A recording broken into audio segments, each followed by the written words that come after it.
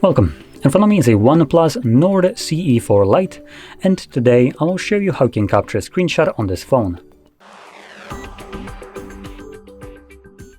So to get started, you will want to open up content that you wish to capture. I'll be using home screen as an example for this. So my home screen, obviously, it's already open and visible. Once your content that you wish to capture is visible on your screen, hold power button and volume down at the same time.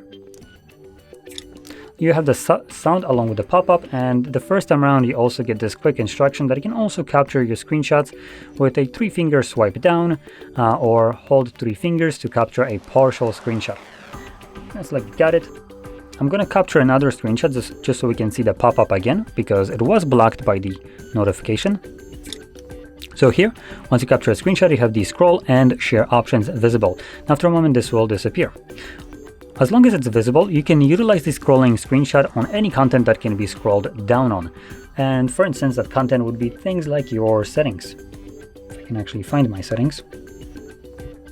So as long as you can scroll down, you can capture a longer version of the screenshot. So if you start from the very top, it would capture everything from here, and then the display would start scrolling slowly, and you can stop at any point and it will just capture a longer version of the screenshot.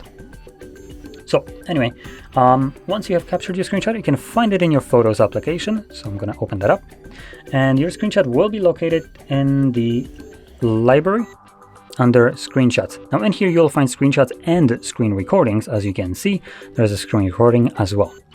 But here's the screenshot that I have captured, and it looks like the first one I actually captured was not taken because of the pop-up for some reason.